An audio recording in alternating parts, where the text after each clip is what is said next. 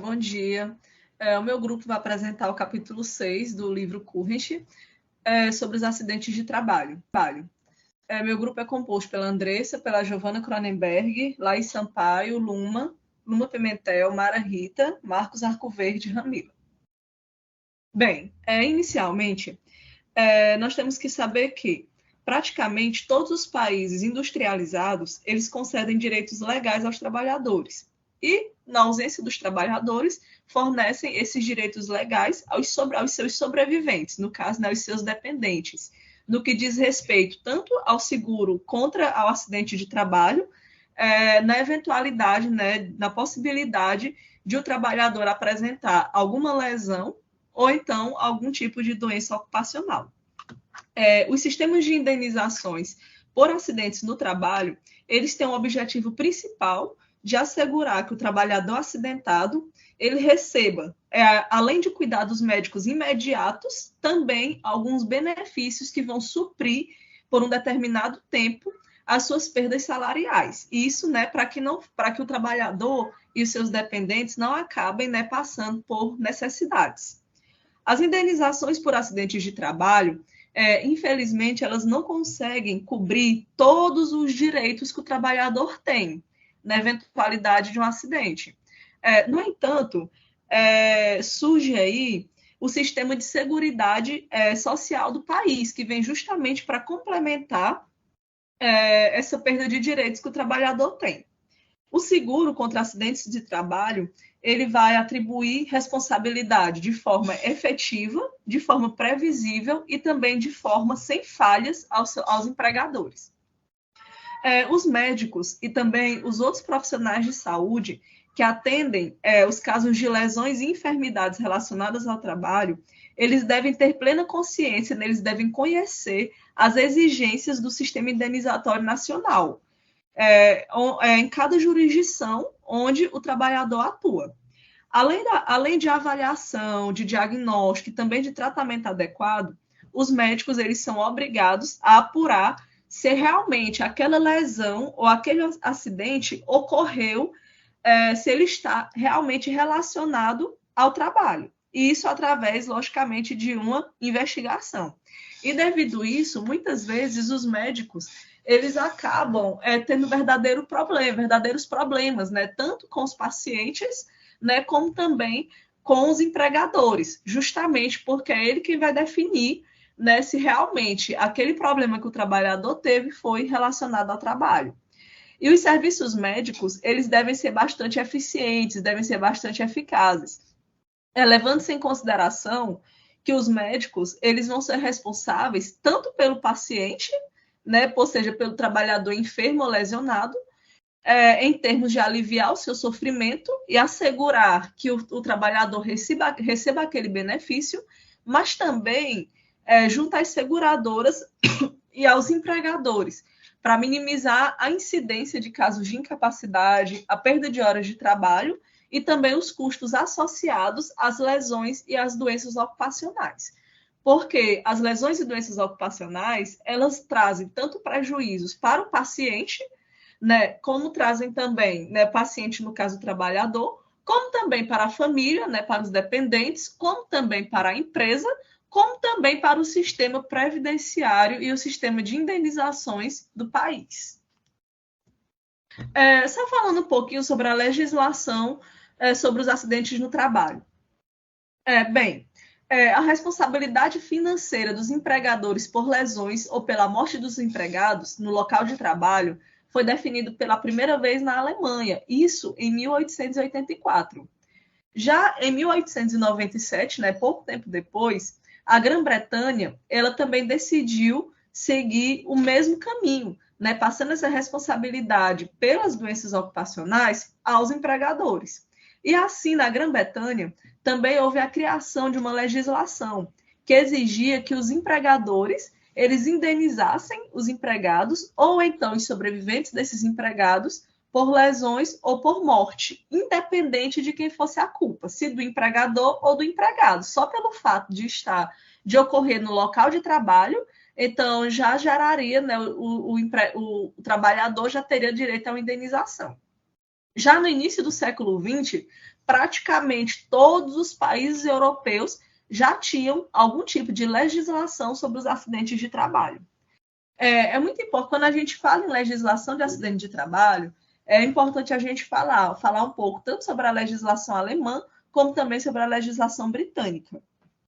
A legislação alemã, ela serviu como se fosse um modelo de dispositivo legal sobre os acidentes de trabalho, né, já que ela foi a primeira que surgiu. O sistema alemão exigia uma administração altamente centralizada de queixas e desembolsos relacionados aos acidentes de trabalho. A principal característica desse sistema era que ele considerava importante a prevenção de acidentes, o tratamento médico e também a reabilitação. Além disso, a cobertura era bastante ampla e se estendia de uma forma compulsória, né, de uma forma inata, a todos os empregadores. Além disso, a legislação alemã ela obrigava a extensão dos seguros a todos os empregadores, mediante o fundo mútuo sem fins lucrativos, né? Que esse fundo ele seria utilizado em caso de algum trabalhador, de alguma empresa sofrer algum tipo de lesão. Além disso, é importante frisar que o sistema alemão ele estava fortemente vinculado também aos outros sistemas de seguro social que existiam no país naquela época. Nós vamos falar um pouquinho sobre a legislação britânica, que a legislação britânica ela é bastante diferente da legislação alemã, né? Apesar de a legislação alemã ela ter sido, de certa forma, precursora. E qual eram essas diferenças? Bem, na legislação britânica, a participação dos empregadores era eletiva, ou seja, na legislação alemã, o empregador não tinha opinião, não tinha opção. Ele tinha, né, ele tinha que participar, ele tinha que pagar a indenização. Já ele tinha, né, que participar daquele fundo, né, aquele fundo que agariava dinheiro para pagar uma indenização. Já na legislação britânica, o empregador ele só participava se ele quisesse. E a administração ela ficava a cargo do sistema judicial. E os seguros eram oferecidos aos empregadores por seguradoras já do setor privado. Além disso, o sistema britânico ele não estava vinculado ao sistema de seguro social do país e também não oferecia serviços de prevenção de acidentes, de tratamento médico e reabilitação, né, mostrando essas grandes diferenças em relação à legislação alemã.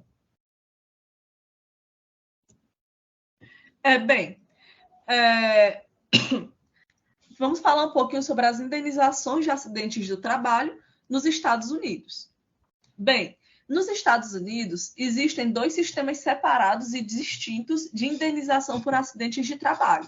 E isso vai depender do âmbito. Né? Nós temos o sistema de indenização no âmbito federal e temos o sistema de indenização no âmbito estadual. No âmbito federal,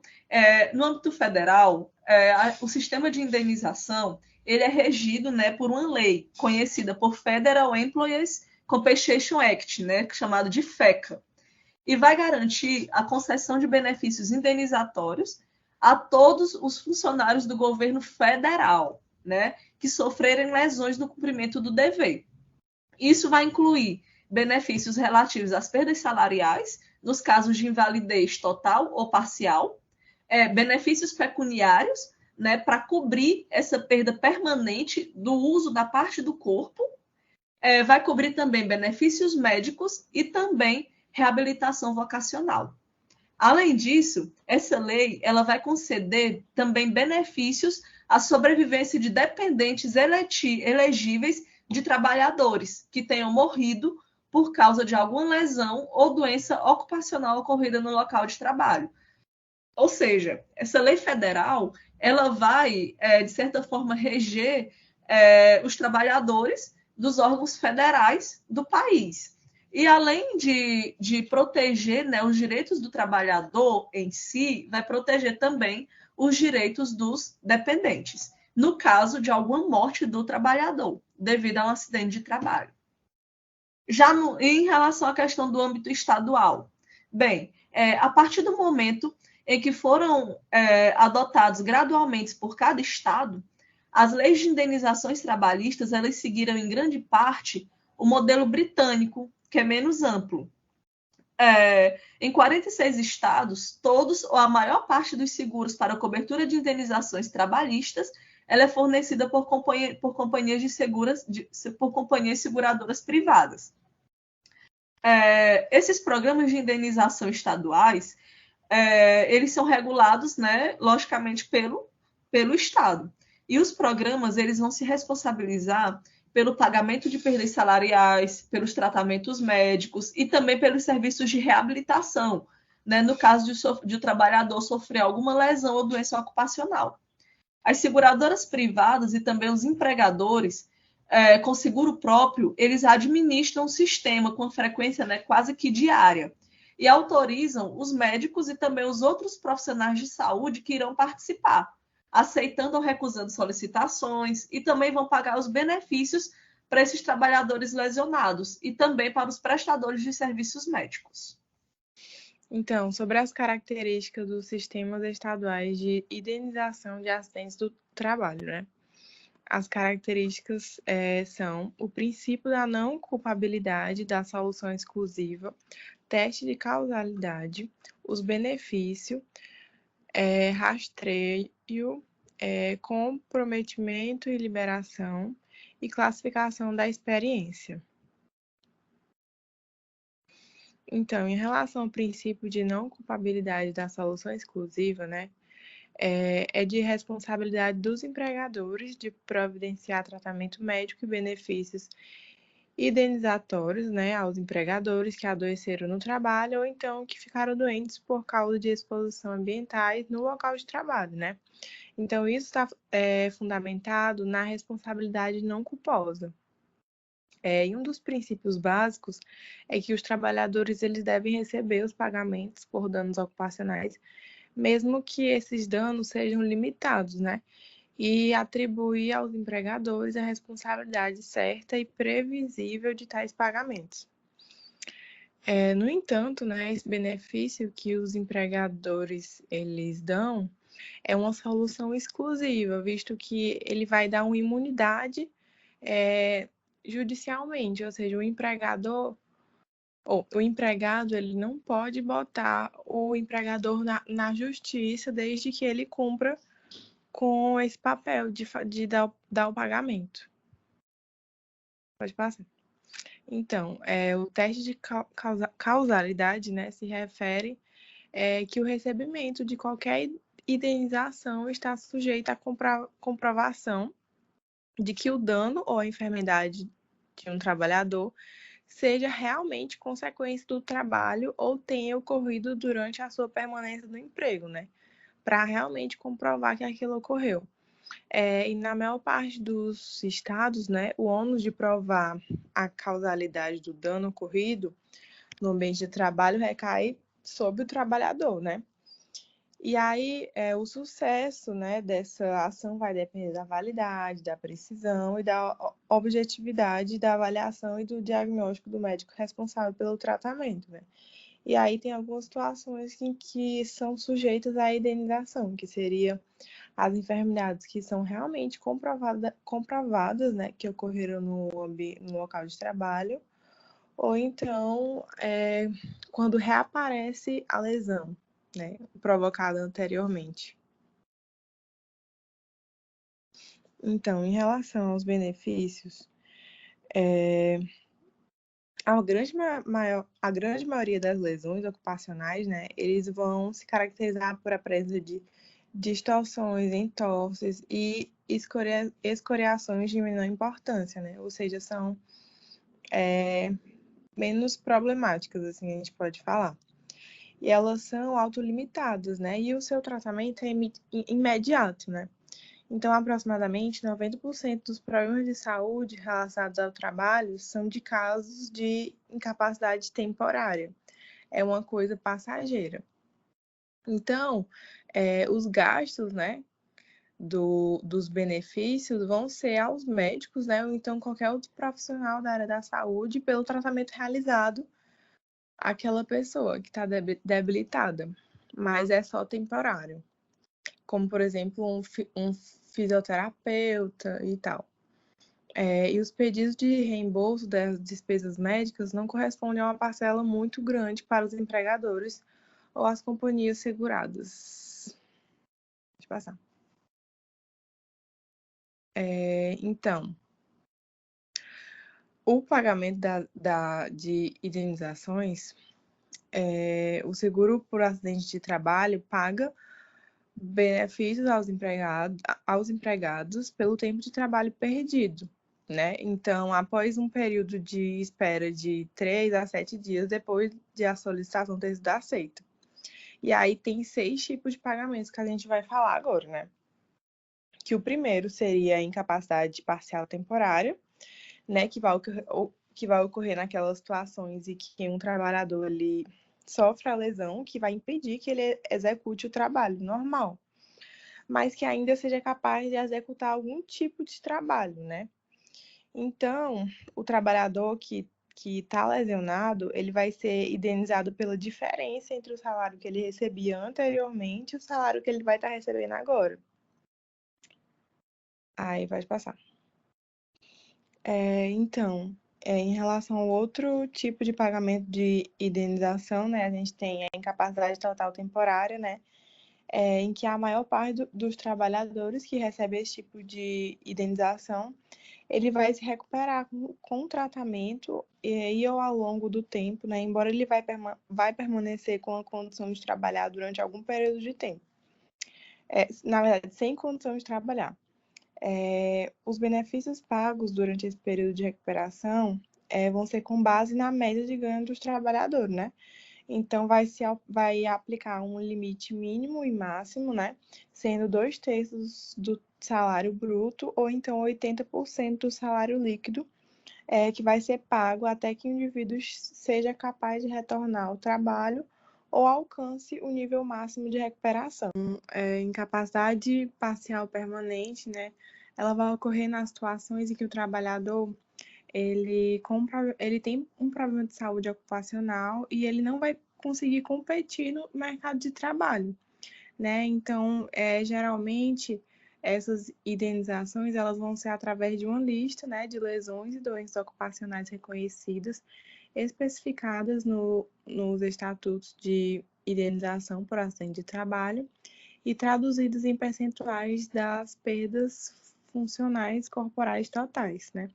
Então, por exemplo, quando o trabalhador tem 100% da perda de um braço, vão dar a ele, né, o direito de 500 semanas de benefício, enquanto 50% da perda de um braço vão lhe dar o direito a 250 semanas.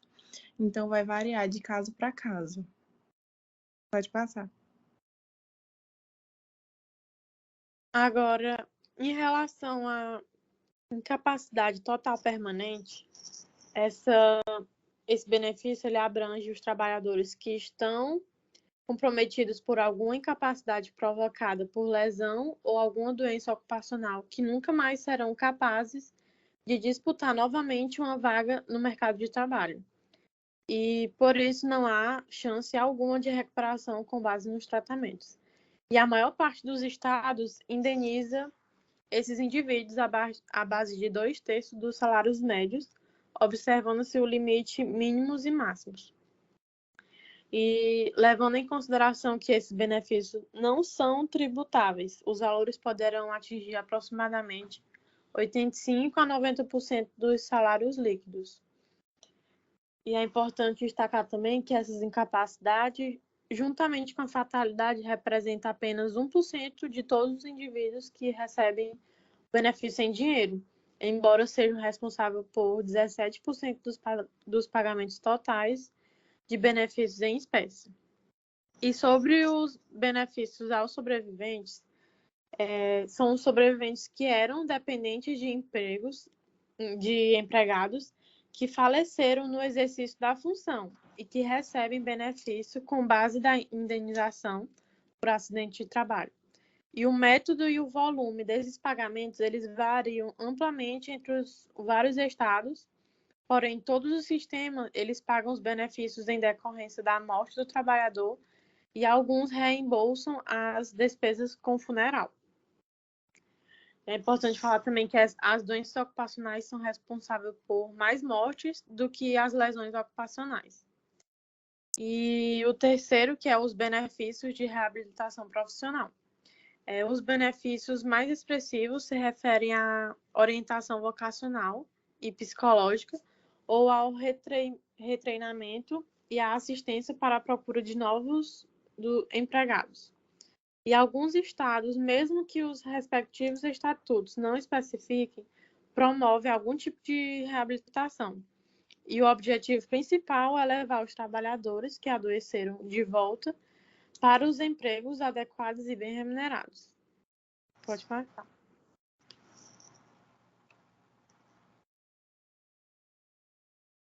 Tem os benefícios de outras fontes, que são SSDI e o Fundo para Cobertura de Segundas Lesões.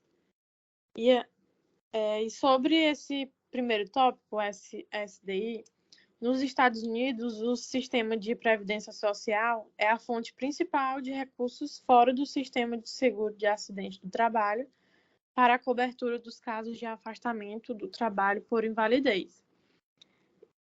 E esse sistema ele complementa as indenizações por acidente de trabalho por meio do pagamento de benefícios mensais por invalidez. E eles começam a ser pagos somente após um período de 5 meses de espera e são calculados como se o indivíduo incapacitado tivesse alcançado a idade de aposentadoria pelo sistema de previdência social. E sobre os fundos para cobertura de segundas lesões, eles complementam as indenizações por acidente de trabalho também, nos casos de lesões que foram exacerbadas por uma lesão subsequente na mesma parte do corpo ou no mesmo sistema de órgãos. E eles indenizam os trabalhadores por manifestações súbitas que não resultem necessariamente em incapacidade total. Pode passar. Sobre o rateio. Ele é um dispositivo legal para distribuir a responsabilidade financeira entre o empregador segurado, o empregador anterior e o próprio empregado. A finalidade é assegurar que os empregadores sejam responsáveis apenas pela parcela das lesões ou enfermidades que tenham efetivamente ocorrido nas dependências de sua empresa. E se aplica somente aos casos de invalidez permanente. E, às vezes, a avaliação diagnóstica da causa deverá abordar a questão médico-legal do rateio. Pode passar. Agora, sobre o comprometimento e liberação. Atualmente, os acordos de comprometimento e liberação são aceitos em acidente de trabalho nos casos de invalidez permanente em quase todos os estados norte-americanos. E eles permitem fazer pagamentos de benefícios pelo valor total, em vez de uma série de pagamentos durante longos períodos de habilitação. Ele representa um comprometimento da parte do autor da ação e da companhia seguradora ou do empregador, embora no decorrer do tempo beneficie mais o empregador ou a companhia seguradora.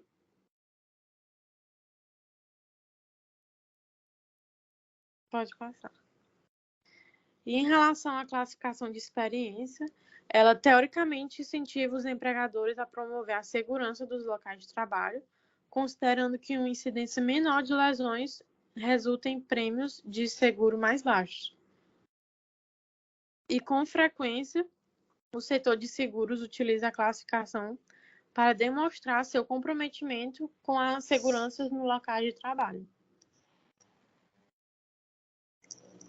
Bom, aí sobre o papel do médico, eles são como se fossem guardiões dos benefícios no sistema de indenização de acidentes do trabalho, e aí eles possuem várias responsabilidades, entre elas identificar lesões ou enfermidades relacionadas ao trabalho, efetuar o diagnóstico, prescrição do tratamento e a avaliação da extensão dos danos e da capacidade do trabalhador para poder retornar ao trabalho. E aí tem um destaque aí nos ortopedistas, por causa que tem uma grande incidência de lesões musculoesqueléticas. Então, essas pessoas, esses trabalhadores, eles se dirigem aí aos ortopedistas. Aí os médicos do trabalho, eles desempenham um papel relativamente pequeno no tratamento de lesões causadas por acidentes do trabalho, e aí é mais focado nas doenças ocupacionais, os distúrbios traumatológicos cumulativos, em que os principais requisitos são a habilidade na obtenção de histórico, avaliação, exposições, diagnóstico diferencial e a avaliação das causas. Aí o médico, ele faz o tratamento e o acompanhamento clínico. É a autoridade mais relevante na constatação do evento em relação à natureza e à extensão de uma lesão ou enfermidade. Aqui na seleção dos médicos, a escolha pode ser um médico licenciado ou um médico poderá ser selecionado nas listas mantidas pelos empregadores ou pelo órgão responsável pela indenização de acidentes do trabalho. Os trabalhadores eles devem fazer exames periódicos com médicos escolhidos pelos empregadores, até mesmo para poder evitar os acidentes, né? Então, eles sempre têm que estar sendo consultados. E aí tem casos de mudança de médico que podem ocorrer. No caso do empregado, ele pode ocorrer essa mudança de médico, mesmo que por razões meramente subjetivas. E aí a mudança pelo empregador pode ser compelido a comprovar para o órgão estadual de saúde a necessidade da mudança do médico.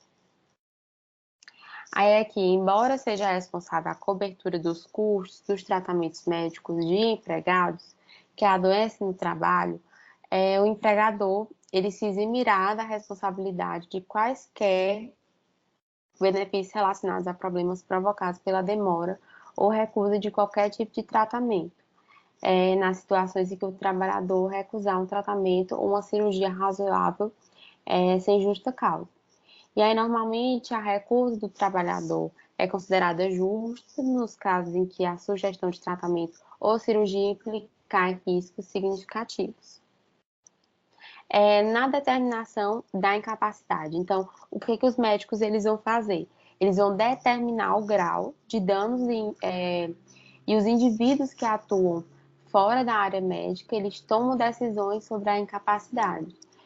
O grau de incapacidade e o nível de indenização, que seria mais a parte jurídica nessa parte. Então, a incapacidade, ela depende do tipo de emprego e da capacidade de competir no mercado de trabalho, que é ao contrário do conceito de comprometimento. Aí a gente tem um exemplo que é a síndrome do túnel do carpo, considera incapaz para o emprego que utilize movimentos repetitivos das mãos, mas ela não é considerada tipo uma incapacidade os empregos que não exigem o uso extensivo das mãos, por exemplo, que exigem só o uso dos membros inferiores, né? Então aí já não seria uma incapacidade. Bom, e agora sobre as doenças ocupacionais e indenizáveis, né? As doenças ocupacionais, elas afetam entre 15% e 20% de todos os trabalhadores. Casos de câncer, infarto do miocárdio, AVC e isquemia transitória podem ser uma consequência relacionados a alguns tipos de trabalho, né? E esses profissionais, além dessas doenças que eu citei, eles podem apresentar também doenças neurológicas, doenças mentais, respiratórias. Estados norte-americanos reformularam a legislação de acidentes do trabalho e dificultaram ainda mais o recebimento de indenizações por trabalhadores que sofreram alguma lesão. E essas restrições, né, da nova legislação, elas incluíram a limitação das indenizações de condições com grandes probabilidades de intercorrerem em tratamento de custos elevados, como distúrbios causados por traumas e transtornos mentais. Então, eles meio que dificultaram esses trabalhadores de provarem que que adquiriram algum tipo de problema devido ao trabalho, né? Então, acabou que essa nova legislação, ela começa a beneficiar mais as empresas e os empregadores. Lesões como síndrome do túnel do carpo e a perda auditiva induzida pelo ruído, elas foram restringidas por mudanças processuais e probatórias que dificultaram ainda mais a comprovação do direito a indenizações. Então, meio que o trabalhador não tinha como provar que a perda auditiva dele foi pelo trabalho, apesar de ser muito comum. Pode passar.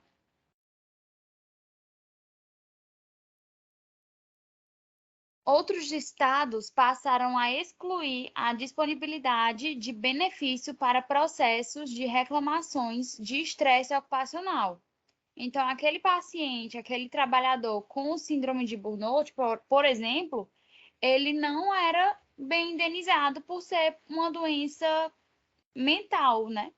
Ser uma doença, assim, mais não física. Então, como ele não tinha muito como provar aquele estresse, digamos assim, então acaba que aquilo era considerado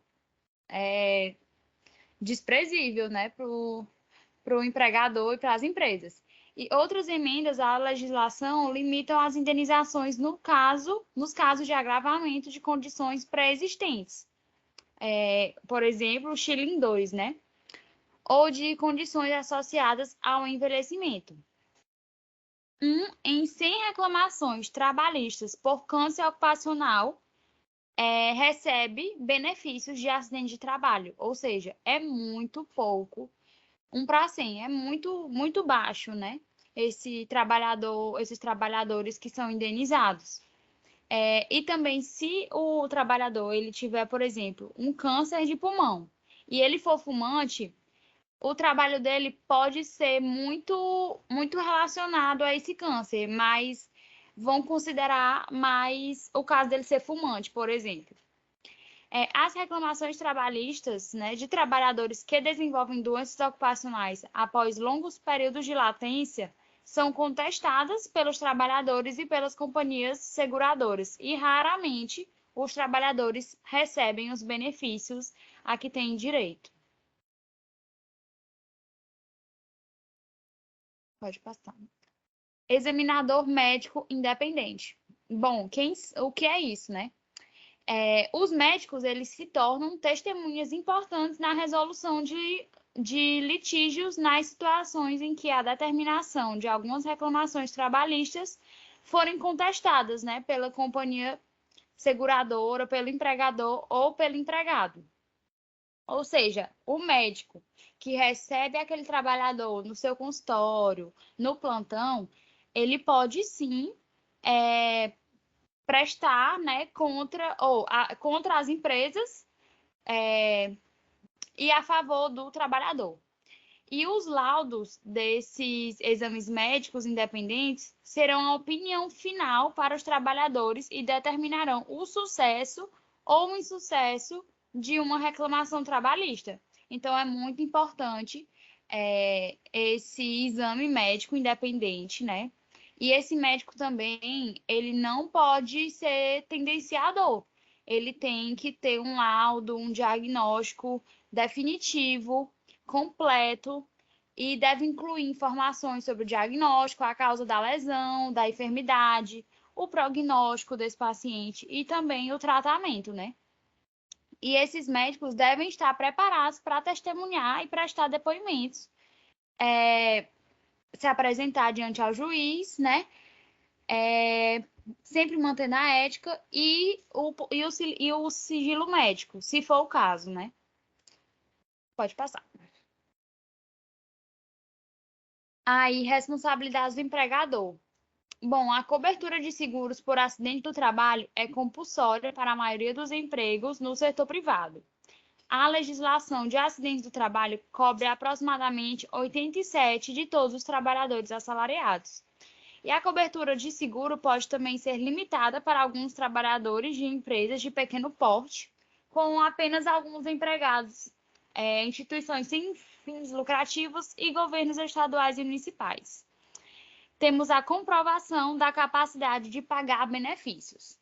Começando pelos fundos estaduais de seguro, né? Que alguns exigem que os empregadores façam um seguro por meio de um fundo estadual que opera como provedor exclusivo de seguros. E alguns estados não permitem que os empregadores utilizem seguro próprio. Pode passar.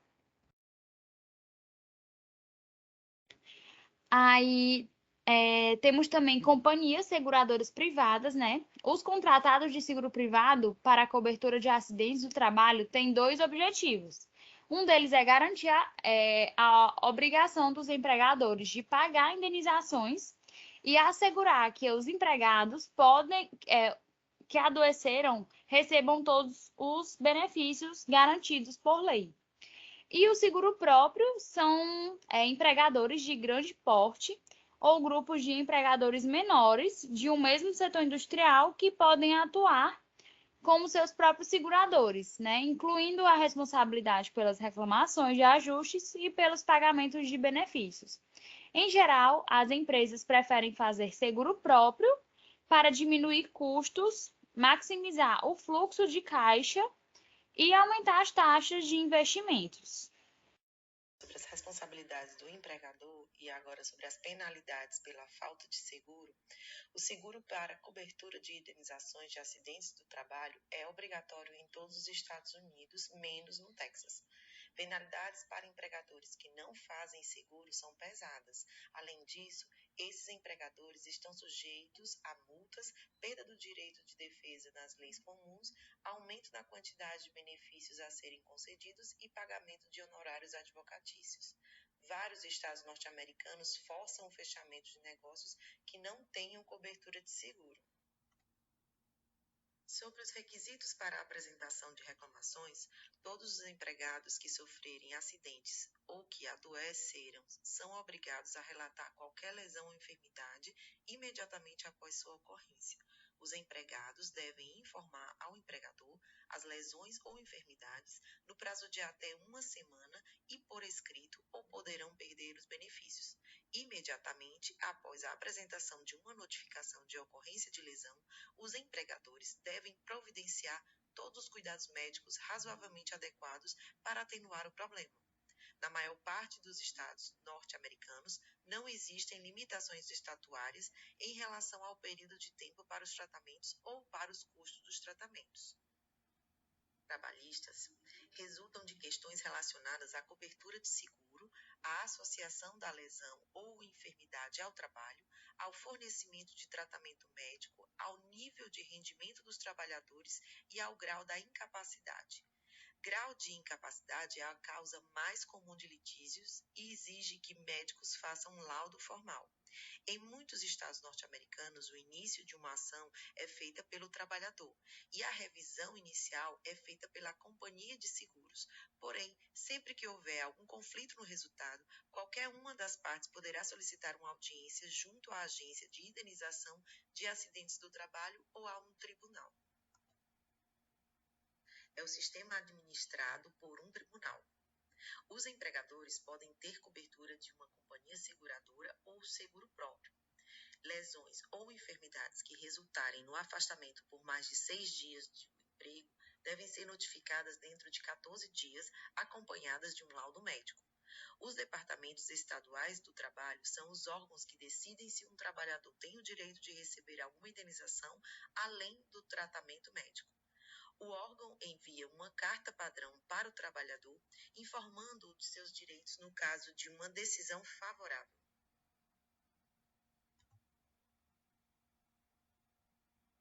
Ainda falando de sistemas administrados por um tribunal, caso haja alguma queixa, a agência responsável pela indenização não toma providência adicional para assegurar o pagamento imediato.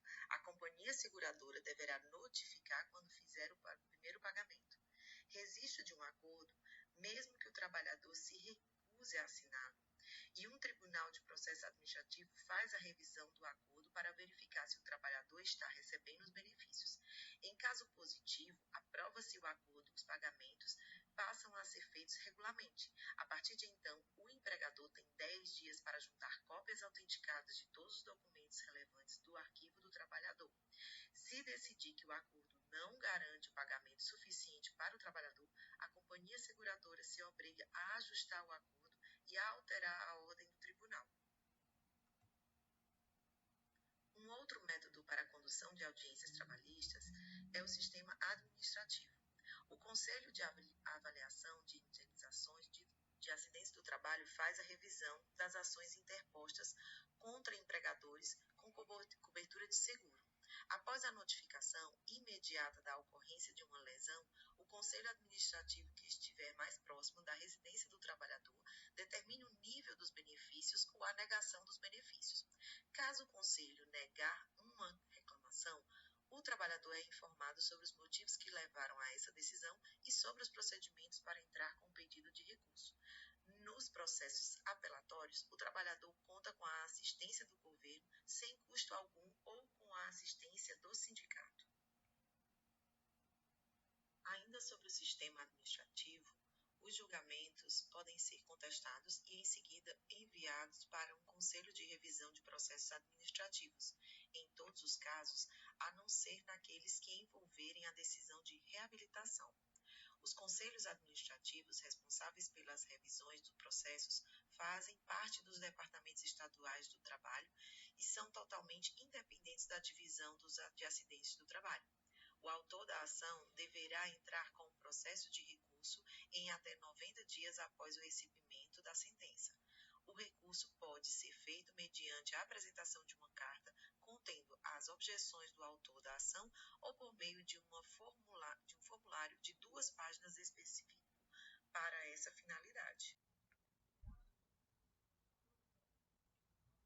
Então, dando continuidade, eu vou falar sobre o sistema combinado. Então, a gente vai ver que a agência de indenização de acidente de trabalho, ela, com base no sistema combinado, ela vai ser formada por um conselho de 7 membros. E esses 7 membros vão ser responsáveis pela revisão dos recursos interpostos. E além desses 7 membros, a gente vai ter um diretor administrativo, que ele vai ser responsável e vai ter as funções administrativas da agência. Por exemplo, no estado da Califórnia, nos Estados Unidos, a gente vai ter um conselho de 8 indivíduos que vão ser designados pelo governador. E após essa seleção, os selecionados vão ser confirmados pelo Senado Estadual. Então, a gente vai ver que nesse sistema combinado, o empregador e o médico responsável pelo caso, ele deve apresentar relatórios sobre a lesão ou a enfermidade que o trabalhador ele teve junto à Divisão Estadual de Estatística e Pesquisa do Trabalho. E esses relatórios vão ser apresentados por meio da companhia seguradora do empregador, que geralmente é apresentada por essa companhia seguradora, ou do agente responsável pelos ajustes, e vão ser as petições iniciais para dar início no processo de solicitação da indenização. Além disso, é importante ressaltar que em até 5 dias após a ocorrência da lesão, o empregador ele deve notificar o colaborador lesionado, no caso em termos simples, sobre os benefícios que ele vai ter direito e os serviços que vão estar disponíveis na Divisão Estadual de Indenizações a Acidentes do Trabalho. Além disso, o empregador ele também ele é obrigado a informar o administrador do sistema de indenização, assim como ao colaborador, sobre as datas de início e término dos benefícios e os benefícios que não foram pagos e a rejeição das queixas trabalhistas. Também, o colaborador ele vai ter o direito de procurar um advogado em caso de necessidade. E, além disso, ele deve ser orientado sobre qualquer ação que deve ser iniciada imediatamente para evitar as perdas da indenização. Então, o colaborador ele tem que ser informado dos seus direitos e isso vai ser levado em consideração as penalidades incidentes sobre as rejeições injustificadas de indenização, que muitas são reclamatórias trabalhistas e elas vão ser pagas de forma automática, né? E aí vai ver que a divisão de indenização de acidente de trabalho ela vai envolver somente casos em que os empregados, ou os empregadores ou os colaboradores vão procurar a arbitragem do Conselho de Apelação de Indenização por Acidentes de Trabalho, que vão ser as audiências. E esse processo de arbitragem inicia pela apresentação de um formulário simples, né, geralmente de 1 página, que vai ser apresentado justamente uma proposição em até no máximo 1 ano após a ocorrência da lesão ou na data que foram interrompidos os pagamentos dos benefícios. E caso tenha o colaborador alguma outra lesão, mas que essa outra lesão esteja relacionada àquela lesão inicial, essa proposição deve ser apresentada em até 5 anos, ou seja, vai ter a prorrogação do período de integração da proposição. Nas audiências, geralmente, quando ocorre a solicitação, é para a audiência acontecer em até 30 dias após a data da apresentação dessa proposição. Só que isso vai acontecer raramente, porque os juízes que são competentes a esse cargo, eles possuem muitas proposições, muitos casos para serem resolvidos. Geralmente, cada juiz fica com a revisão de 90 casos por mês. E isso acaba demorando para acontecer isso. E a gente vai ver que esses juízes, eles vão ser autoridades, que eles vão ter esse conhecimento para discernir a questão da indenização do acidente de trabalho, mas que ele não possui esse conhecimento da área médica, né? Ele não tem esse treinamento médico ou científico para analisar. Por isso, o médico ele tem que apresentar um relatório formal sobre a lesão, e isso num prazo de 30 dias. Só que o que acontece? Nessa audiência, o juiz ele tem até 30 dias para dar a sua decisão, né? E o colaborador ou o empregador ele pode entrar com recurso, caso ele não concorde com a decisão judicial, né? E esse recurso vai ser chamado de petição para reconsideração e deve ser apresentado até 20 dias após a decisão original. Ou seja, o juiz, quando ocorrer a audiência, tem até 30 dias para dar sua decisão. E caso o colaborador ou o empregador ele não concorde, em até 20 dias ele pode entrar com uma petição para reconsideração. E a partir dessa petição para reconsideração, ele vai ser avaliado por um grupo, que ele vai ser formado por 3 membros do Conselho de Apelação. E esse grupo ele tem a autoridade para aprovar ou rejeitar o pedido de reconsideração. Tá certo? E isso ele vai procurar de novo a questão de buscar rever as evidências, né, os depoimentos. Esse grupo de apelação ele tem uma decisão final. Só que o colaborador ou o empregador ele pode, dentro de um prazo de 45 dias, ele pode pedir uma reavaliação do caso, uma revisão desse caso. E aí esse caso vai para o recurso judicial do Tribunal de Recursos. E esse tribunal ele tem também o direito de rejeitar a revisão, sem mesmo dar até alguma explicação alguma, mas caso ele autorize, ele vai estudar as evidências, os argumentos que foram apresentados e dar uma decisão por escrito. E mesmo assim, se o empregador ou colaborador ainda estiver insatisfeito, ele pode entrar com processo de apelação e pode recorrer ao Supremo Tribunal para outra audiência. Só que geralmente os Supremos Tribunais estaduais, eles raramente vão aceitar isso, e a menos que seja alguma situação, uma exceção, que em alguns casos de indenização do acidente de trabalho por ano, geralmente eles aceitam só poucos casos. E essas são as nossas referências.